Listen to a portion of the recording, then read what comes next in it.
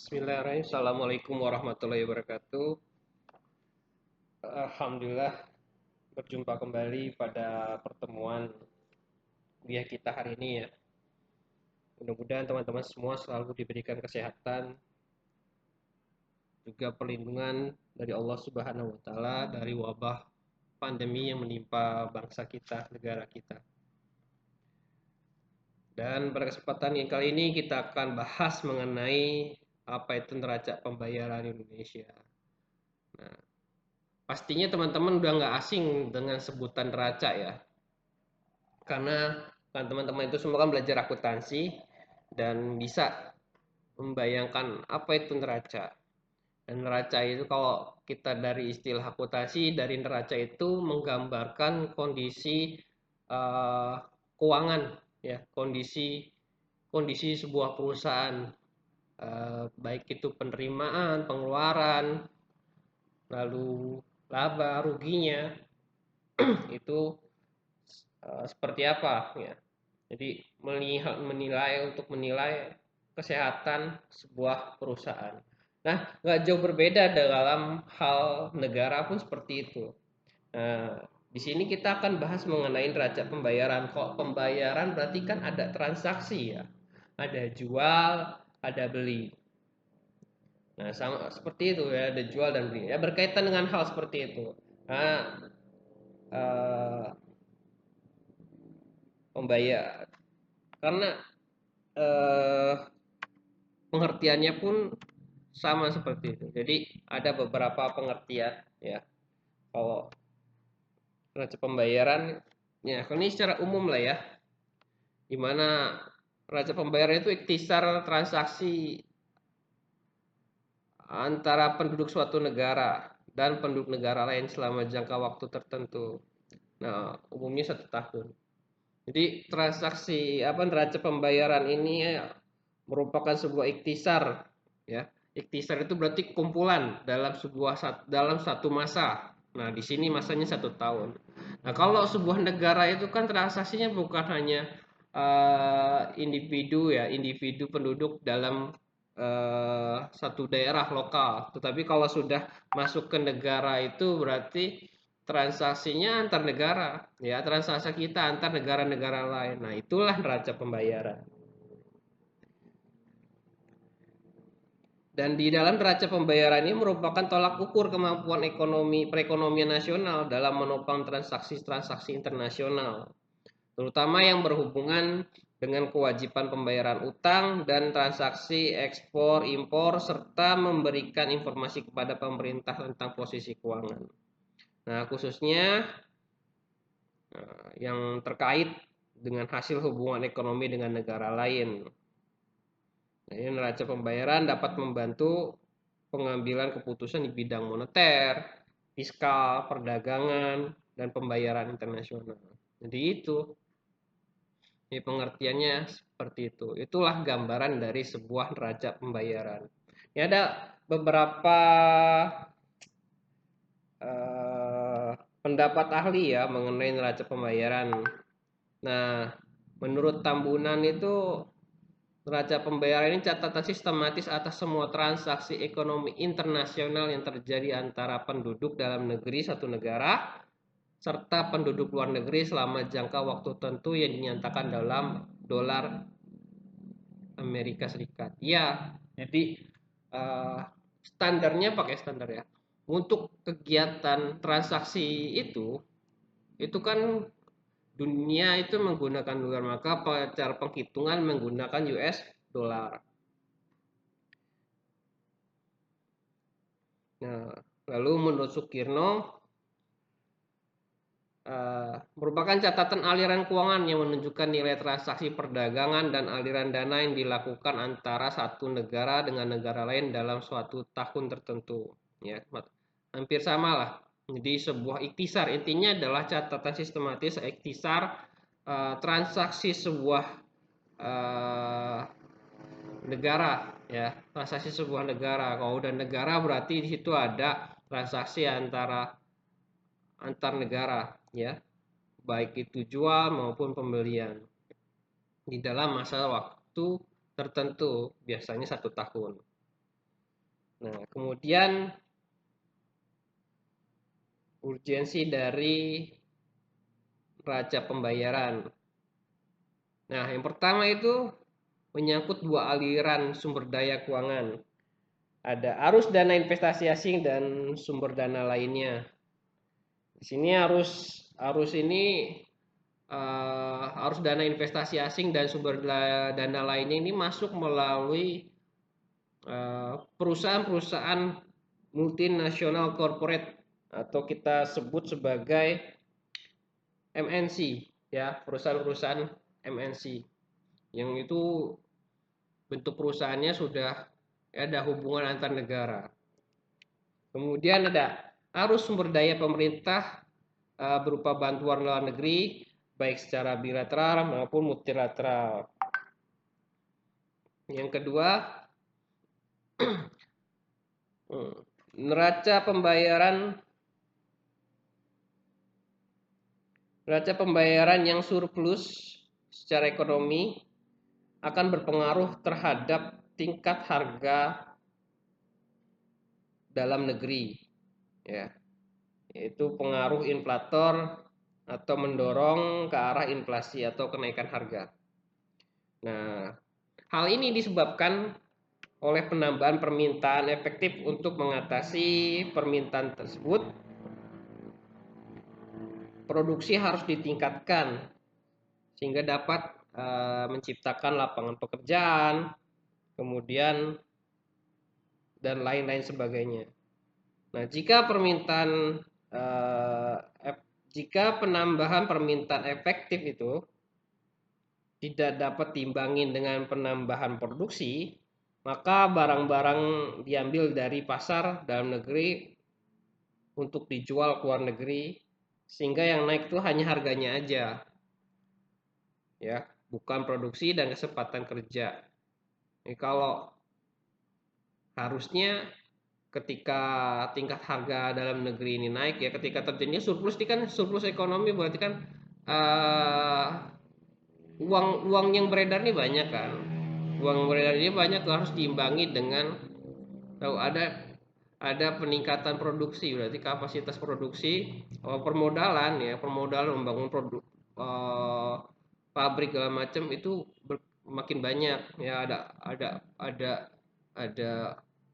peningkatan modal. Nah, peningkatan modal, bangun pabrik, terus dari bangun pabrik itu mampu menyerap tenaga kerja, akhirnya pengangguran berkurang. Kemudian ya itu akan mengurangi dampak dari inflasi. Jadi ketika surplus itu inflasi nggak terjadi, ya. Kemudian ketiga, nah, apabila neraca pembayaran ini mengalami defisit, produsen dalam negeri tidak dapat bersaing dengan barang-barang impor yang sangat melimpah, ya. Utang negara pasti bertambah besar, terus pendapatannya semakin sedikit, kemudian pengusaha banyak yang gulung tikar, itu pekerja banyak yang di PHK. Nah, kalau pekerja banyak di PHK, pastinya pengangguran meningkat. Nah, ini disebut sebagai pengaruh deflator atau mendorong ke arah deflasi, penurunan harga. Nah, ini caranya yaitu tadi, kalau defisit ini terjadi. Nah, akhirnya apa, caranya gimana, ya harus mengurangi impor. Karena kalau ini kan defisit terjadi karena banyaknya impor ini tidak seimbang dengan banyaknya ekspor. Harusnya ekspor yang ditingkatkan, ternyata impor itu lebih banyak. Nah, impor kita itu bukan hanya pada bahan mentah, tetapi banyak juga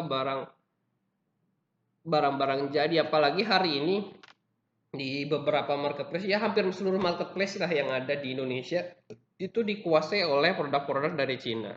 Akhirnya apa? Yaitu eh, makin banyak uang kita yang ketarik keluar, ya. Bukan kita menarik uang dari luar ke dalam negeri. Akhirnya defisit. Yang terjadi yaitu itu akhirnya Gimana ketika barang impor itu banyak beredar di Indonesia, otomatis apa? Terhadap barang yang serupa, ya, ongkos produksinya itu lebih mahal. Nggak akan bisa bersaing dengan barang-barang yang impor itu. Sehingga apa? Ketika ongkos produksi mahal, dia pasti apa? Kekurangan modal. Mau nggak mau apa? Kalau nggak gulung tikar, berarti apa? Dia harus mengurangi jumlah karyawannya. Oh, udah pasti tuh pengangguran meningkat. Akhirnya juga banyak perusahaan-perusahaan yang kolaps gulung tikar seperti itu. Kemudian, eh, nah inilah surplus surplus itu terjadi karena transaksi kredit itu lebih besar daripada transaksi debit ya. Kemudian defisit itu karena transaksi kredit itu lebih kecil dibandingkan transaksi debit. Ini berkaitan dengan ekspor impor ya. Pasti ini berkaitan dengan ekspor impor. Jadi kalau impornya itu lebih banyak, itu pasti defisit. Kalau ekspornya lebih banyak itu surplus. Yang harus kita kerja bagaimana caranya kita mampu surplus. Nah, ini misalkan gini, kan negara nggak bisa terus-menerus membelanjakan atau membeli barang-barang itu dari luar negeri ya, sehingga setiap negara itu pasti punya cara bagaimana caranya neraca itu bisa balance. Nah, kalau jumlah penerimaan tadi lebih besar dari jumlah penerimaan lebih besar dari jumlah pembayaran atau utang ya, itu mengalami surplus. Nah, sebaliknya kalau utangnya lebih besar dibandingkan jumlah penerimaan itu disebut defisit transaksi ya. Nah, berarti neraca pembayaran ini defisit. Dan defisit ini harus ditutup dengan pembayaran devisa sehingga cadangan devisa stok nasional pastikan nipis. Nah, untuk menutup kekurangan devisa ini, nah itulah kita ada lembaga namanya International Monetary Fund atau yang kita sering dengar namanya IMF itu memberikan anggaran dana untuk itu, untuk menutupi defisit defisit devisa. Kan nggak bisa kita transaksi dengan rupiah kan. Nah, IMF ini memberikan dolar sebagai pembayaran. Karena yang berlaku di dunia ini ya, transaksi antar negara itu menggunakan dolar. Maka IMF itu memberikan dolar kepada kita, pinjaman berupa dolar untuk membayar kekurangan defisit devisa tersebut. Seperti itu. Nah, ini fungsi dari neraca pembayaran. Pertama itu mengambil langkah-langkah di bidang ekonomi. Kalau langkah-langkah bidang ekonomi jelas ada dua ya. Ada fiskal maupun moneter. Kemudian ada mengambil kebijakan moneter. Nah, kan benar ada fiskal dan moneter. Terus ada mengetahui pengaruh hubungan ekonomi internasional terhadap pendapatan nasional. Ini langkah-langkah bidang ekonomi maksudnya tadi ini baik kerjasama di luar kerjasama mau ekspor impor itu kebijakan-kebijakan itu yang harus diambil. Kemudian ada kebijakan bidang moneter jelas kan. Moneter itu berarti terkait dengan jumlah uang beredar. Kemudian kalau fiskal itu pengelolaan aset keuangan negara ya, berkaitan dengan pajak dan lain sebagainya. Kemudian ada mengetahui penghubungan ekonomi internasional terhadap pendapatan nasional. Wah, misalkan hubungan perdagangan antara Cina dengan Indonesia. Oh, sampai saat ini neraca perdagangan antara Indonesia dan Cina itu kita defisit lebih banyak surplus ke Cina. Kenapa? Karena kita banyak impor barang-barang dari Cina. Gitu. Kemudian yang terakhir ada mengambil kebijakan di bidang politik internasional. Nah, ini terkait dengan kebijakan kerjasama, perjanjian-perjanjian antar negara, ini di sini juga. Lalu, nah ini kita bahas mengenai komponen neraca pembayaran. Ini ada beberapa komponen neraca pembayaran. Yang pertama itu ada transaksi berjalan.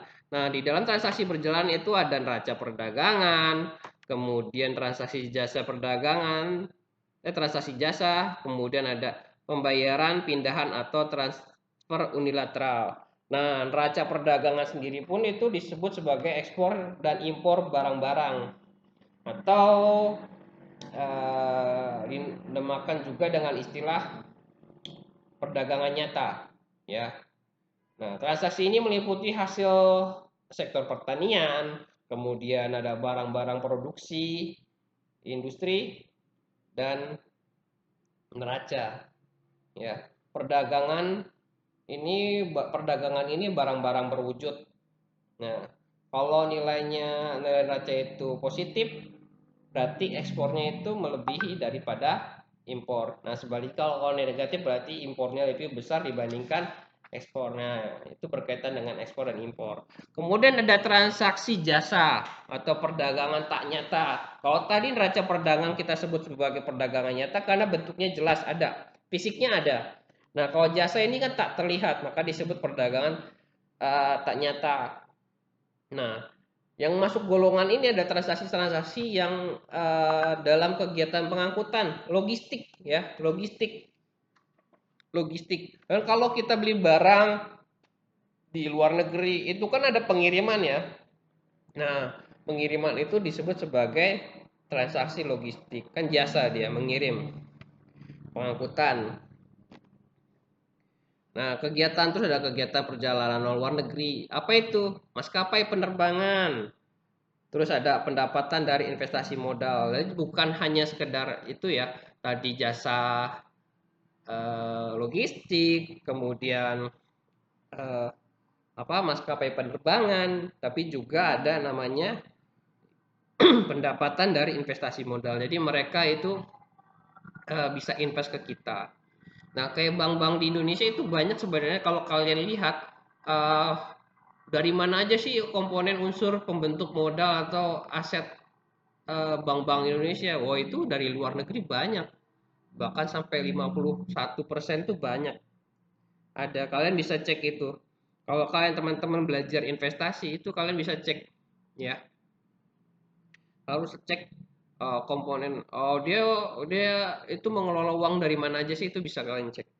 Terus nah, kalau neraca negara positif, maka neraca tersebut telah menjual jasa-jasanya ke luar negeri. Ya, kalau positif, berarti kita memberikan jasa itu banyak luar negeri. Kalau kita ekspor kan otomatis kan, misalkan kita ekspor. Kalau kita ekspor kan kita menggunakan jasa kan, jasa logistik itu keluar. Berarti apa?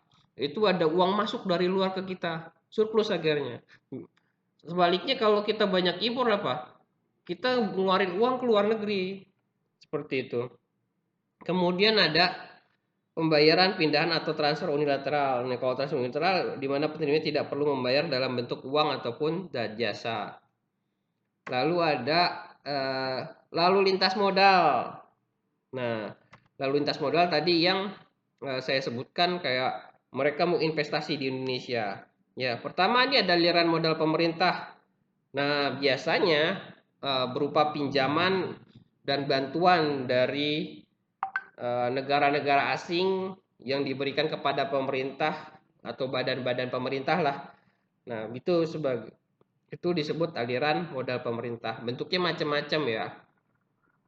Kemudian ada aliran modal swasta. Nah, aliran modal swasta ini paling banyak di Indonesia, paling besar. Jadi hutang Indonesia sebenarnya banyak di swasta ini.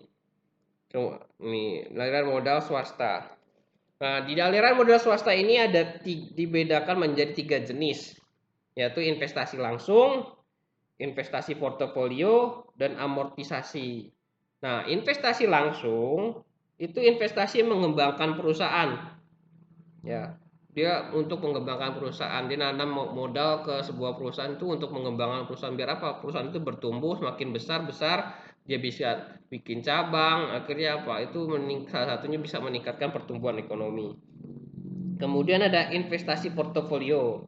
Nah, investasi ini berbentuk saham-saham yang dibeli di negara lain, ya. Nah, kalian ini harus belajar kalau kalian kemarin udah belajar tentang pasar modal itu bisa cek. Jadi banyak banyak saham-saham itu yang dimiliki oleh negara-negara lain, ya. Kemudian ada amortisasi. Nah, amortisasi itu pembelian kembali saham atau kekayaan lain yang pada masa lalu telah dijual kepada penduduk negara lain. Misalkan kayak Freeport, Freeport itu kan dijual, Indosat dijual. Nah, ketika kita mau balikin itu namanya amortisasi. Kita beli sahamnya lagi, oke? Pembelian kekayaannya itu kita beli, kayak Freeport itu kita beli. Tapi itu kita beli uang kita sendiri. Nah, itu kasus lah pokoknya lah. Oh, teman-teman eh, kemarin memperhatikan kasus Freeport itu ya agak aneh juga gitu. Oke, di rezim ini luar biasa. Nah, teman-teman harus belajar pokoknya tidak boleh menerima sesuatu hal itu secara mentah-mentah. Harus dianalisis lagi, terus cari sumbernya, cari pakar-pakarnya karena sekali lagi apa yang kalian lihat, dengar dan rasakan itu tidak seperti nyata semu. Kemudian komponen yang ketiga itu ada neraca keseluruhan. Kalau keseluruhan udah jelas ya. Ini gabungan antara eh, transaksi berjalan, transaksi modal sama selisih perhitungan. Seperti itu. Nah, kemudian ada mekanisme neraca pembayaran. Nah, yang pertama itu ada mekanisme harga, ya. Nah, mekanisme harga ini bekerja melalui pengaruh perubahan harga-harga terhadap ekspor dan impor. Nah, mekanisme harga dalam sistem standar penuh adalah contoh terbaik untuk menggambarkan bekerjanya mekanisme harga. Jadi kalau terjadi surplus neraca pembayaran, stok uang dalam negeri akan meningkat, kan? Harga dalam negeri akan naik. Terus penduduk negara tersebut meningkat impornya, ya, serta menurunkan ekspornya. Selama surplus belum hilang, impor akan terus meningkat dan ekspor menurun. Dan akhirnya neraca pembayaran akan kembali seimbang. Nah, dalam sistem moneter yang lain, mekanisme harga juga masih bekerja meskipun tidak sempurna dalam sistem standar emas penuh. Elastis harga dari penawaran ekspor dan permintaan impor sangat menentukan efektivitas mekanisme harga dalam membawa kembali neraca pembayaran ke arah keseimbangan. Nah, tadi dilakukan ya, kalau mekanisme harga itu kan tadi dilakukan karena terjadinya surplus. Misalkan tadi surplus pembayaran, itu yang harus dilakukan tadi itu meningkatkan impornya, kemudian menurunkan ekspornya. Itu salah satunya. Kemudian ada mekanisme pendapatan. Nah, di dalam mekanisme pendapatan itu bekerja melalui proses pengganda dan menimbulkan kenaikan pendapatan nasional. Maksudnya gini, ya, kenaikan ekspor melalui proses mengganda akan menimbulkan kenaikan pendapatan nasional. Terus kenaikan pendapatan nasional itu akan meningkatkan impor. Ya, maka meningkatkan impor melalui kecenderungan pengimpor. Nah, namun kenaikan impor ini tidak akan besar kenaikan ekspor yang mengakibatkannya. Nah, berarti mekanismenya ini hanya untuk pendapatan aja, tidak bisa membawa neraca pembayaran ke posisi keseimbangan penuh, ya, kembali ke posisi keseimbangan penuh. Kemudian eh, ada mekanisme, wait.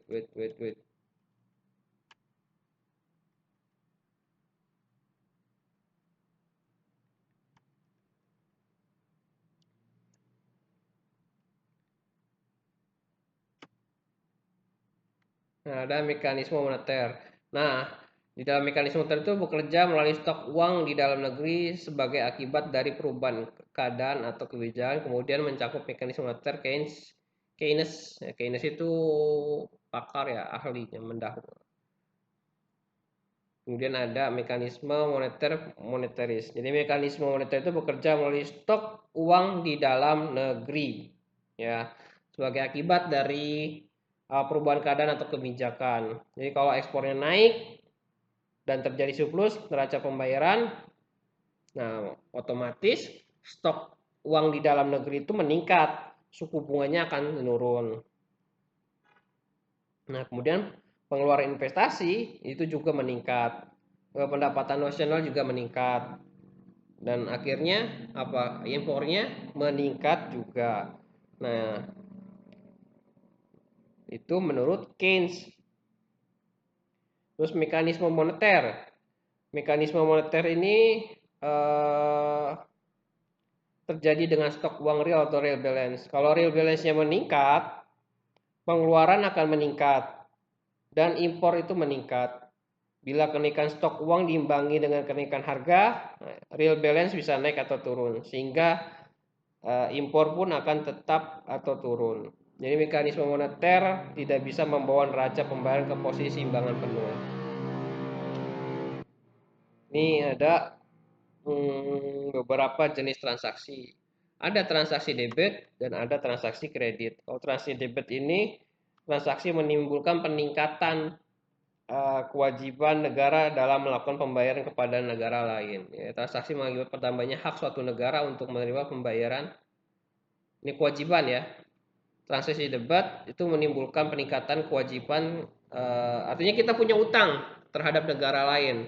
Nah, kalau transaksi kredit itu berarti mengakibatkan bertambahnya hak suatu negara, kita surplus ya dari negara lain. Ini ada beberapa, ini kisar neraca pembayaran di debit. Debit itu mengalirnya uang ke luar negeri. Nah, neraca satu pertama neraca pembayar, neraca barang atau kurang akur impor barang, ya. Kalau kita banyak impor, berarti uang kita ke luar negeri. Kemudian neraca jasa, bunga dan dividen dibayar ke luar negeri. Terus biaya pariwisata di luar negeri. Kalau kita banyak wisata ke luar negeri, nah ini nih kita kan bawa bawa uang ya, bawa dolar. Nah itu digunakan di luar negeri, nanti berkuranglah pendapatan dalam negeri. Kemudian ada pembayaran untuk jasa-jasa yang dilakukan oleh bank asuransi, terus telekomunikasi ke luar negeri, terus logistik, kemudian ada pemberian hadiah dan pengiriman uang kepada penduduk orang negara lain. Nah, kalau neraca modal, nah investasi jangka panjang yang dilakukan penduduk di negara lain. Terus ada investasi jangka pendek yang dilakukan oleh penduduk di negara lain. Terus ada penduduk yang menabungkan uangnya di bank luar negeri. Kalau menabungkan uang biasanya ini orang-orang yang eh, orang-orang kaya ya lah ya, orang-orang yang duitnya di Indonesia itu berlimpah. Kalau ini 9 naga lah, hasil pelunasan utang. Kemudian kalau kredit ini sebaliknya, berarti kita menerima pemasukan dari luar negeri. Nah, ini ditandai misalkan kita ekspor barang, kemudian kalau neraca jasa berarti ada bunga dan dividen dari luar negeri, terus biaya pariwisata orang asing di dalam negeri. Ya, orang negeri kan dapat devisanya, yang kita kejar tuh devisa, ya cadangan devisa. Terus ada biaya transportasi dari luar negeri, pembayaran untuk jasa-jasa yang dilakukan oleh bank, asuransi, telekomunikasi, pemerintahan dia. Terus di modal juga ada investasi jangka panjang oleh penduduk negara lainnya. Eh, kalau di, nah ini salah satu kemarin yang Omnibus Law adalah salah satu caranya untuk bagaimana meningkatkan pertumbuhan ekonomi dengan menarik investor dari luar negeri ke dalam negeri. Nah, tujuannya salah satunya ini biar negara surplus. Nah, kan tetapi banyak trouble uh, dari administrasinya saja sudah nggak benar. Jadi administrasinya itu banyak yang salah, ya. Jadi apa? Kita bisa bayangkan sebuah negara runut pembuatan rancangan undang-undang ini nggak sesuai dengan yang seharusnya. Otomatis kita bisa wajarlah ketika kita bisa menebak apa yang terjadi kok bisa seperti ini. Jangan-jangan undang-undang itu merupakan titipan dari orang-orang yang punya kepentingan terhadap Indonesia, ya. Ini itisan neraca pembayaran. Ya, sampai saat ini minus kok. Jadi sampai saat ini kita minus, sampai 2014 minus aja, apalagi sekarang itu lebih tinggi minusnya. Ini analisis growth-nya, ya. Ada analisis growth. Nanti mengalami penurunan di ekspor migas juga meningkat. Meskipun mengalami penurunan walaupun ekspor migas meningkat. Nah, ini potret neraca pembayaran. Nah, ini bisa teman-teman pelajari sendiri ya. Nah, trennya seperti apa? Ini rumus-rumus yang digunakan. Nih, nih. Oke, terima kasih. Eh, kurang lebihnya mohon maaf. Jangan lupa eh, di subscribe dan komen ya ketika kalian. Jadi ini membuat saya sedih juga ketika saya membuat video, teman-teman nggak ngelihat, kan kelihatan dari view-nya. Padahal jumlah mahasiswa yang saya ajar di mata kuliah ini ada lebih dari ya 200 ya 100 lebih lah, 150 lebih, hampir 200 orang. Tapi yang lihat videonya nggak sampai segitu, berarti kan teman-teman nggak baca. Padahal membuat video ini sebuah ikhtiar saya agar mengganti tatap muka agar teman-teman tetap mengerti, walaupun slide presentasinya sudah saya udah berikan. Jadi di masa pandemi ini kita harus bisa saling memahami bahwa perkuliahan ini nggak bisa bergantung dengan dosen. Kenapa? Di masa pandemi ini kita tatap muka secara virtual. Nah, ketika pakai Zoom juga teman-teman banyak yang nggak buka, terus ada yang nggak dengerin. Nah, kita harus bisa saling memahami. Terus dosen juga banyak yang tidak paham bagaimana menggunakan media pembelajaran. Ya, harus saling memahami. Mudah-mudahan kita cepat melalui ini semua bisa bertemu kembali tatap muka gitu. Dan jangan menjadi jangan karena kita nggak tatap muka, teman-teman juga beda memang secara psikologis, terus ada apa tuntutan untuk mengerjakan tugas dan lain sebagainya itu beda. Nah, teman-teman harus bisa bertanggung jawab ya. Ini secara mandiri bertanggung jawab akan segala materi yang diberikan. Nah, teman-teman itu harus kembangkan lagi biar apa ketika lulus itu paling tidak ada yang nyangkut, karena setiap sidang itu pasti banyak yang nggak paham apa apa ini apa itu nggak paham. Jadi jangan sampai, karena kan apa yang kalian pelajari ini menjadi sebuah amanah untuk teman-teman semua. Baik, seperti itu ya. Jangan lupa ya, subscribe dan komen lah. Ya biar saya tahu kalian teman-teman itu bisa, oh sudah ditonton, sudah dibaca. Nah, kurang lebihnya mohon maaf. Bila bisa bilhaq astaghfirullah khairat. Assalamualaikum warahmatullahi wabarakatuh.